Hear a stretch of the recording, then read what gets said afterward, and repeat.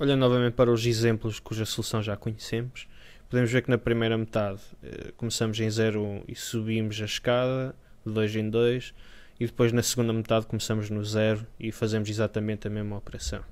Aquilo que devemos ter em conta é efetivamente o meio aqui é importante, e é importante ter em consideração que para valores ímpares de n há menos colunas do lado esquerdo. Para valores pares de n estamos com o meio perfeitamente calculado.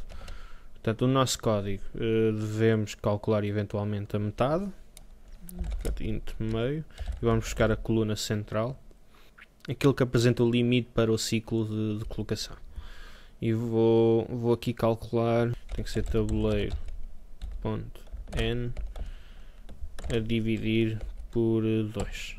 Para os casos que apresento aqui, podemos ver que aquela divisão é suficiente. A divisão inteira de n por 2 é suficiente para obter qual é a coluna onde devemos parar. Repara, por exemplo, para n igual a 6, o valor que é obtido é 3, que representa a primeira coluna em que começamos novamente a colocar rainhas a partir da parte mais baixa do tabuleiro. Para n igual a 7, acabamos por ter a mesma situação. 7 a dividir por 2, em termos de divisão inteira, é 3. Portanto, o valor é truncado, não é arredondado. Apesar de 7 a dividir por 2 ser 3,5, o valor não é arredondado. Ele automaticamente cai para o primeiro valor. E, portanto, coincide também com o índice inicial da segunda metade do tabuleiro em que vamos trabalhar. Se olharmos para n igual a 5, exatamente a mesma coisa. 5 a dividir por 2 em termos de divisão inteira é 2, portanto começamos aqui no índice 2. Isto é ótimo porque nos simplifica bastante esta parte aqui. E agora a única coisa que temos de fazer é criar dois ciclos. For int i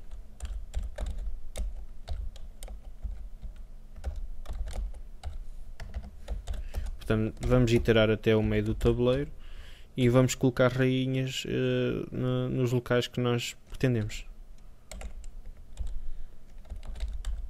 Vamos usar o coloca rainha para a coluna i e para a linha i vezes 2 mais 1.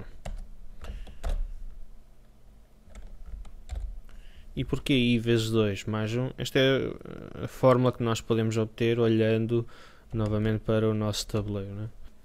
Para i igual a 0 temos a posição linha 1, portanto a única hipótese para isto que nós temos, recorrendo a i que é 0, 0 vezes 2 dá 0 mais 1, 1. E há também coincidir aqui com esta posição que é de dar 3. Para a coluna 1 temos 1 vezes 2, 2 mais 1, 3. Portanto, conseguimos obter aqui sempre o valor certo. E assim temos o ciclo for para a primeira metade. Agora temos que incluir um ciclo para a segunda metade. E neste caso vamos começar a partir do meio.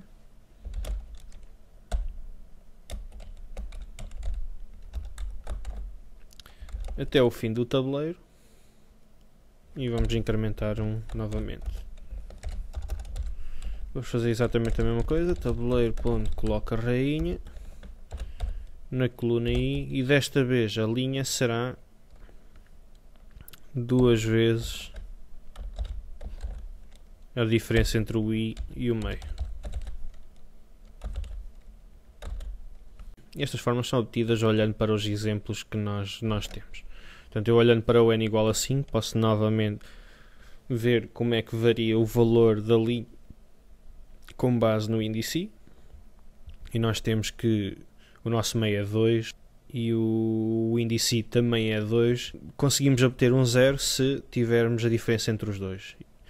2 menos 2 dá 0, portanto é uma forma de obter aqui o valor 0 para a linha. Se olharmos depois para a seguinte, temos o valor de 3 para a coluna. Uma hipótese que nós temos é subtrair o índice desta coluna pelo meio. 3 menos 2 dá 1 e depois podemos multiplicar esse valor por 2 que dá 2. E se fizermos a mesma aqui, dará 4. Né? Portanto, aqui 4 menos 2, 2 vezes 2, 4. É uma forma de obter. E se olharmos para exemplos mais complexos, é efetivamente essa a forma que vamos obter. Portanto, podemos confirmar aqui esta situação. Finalmente, tendo isto resolvido, podemos fazer aqui um return tabuleiro e retornar a referência tabuleiro que nós temos.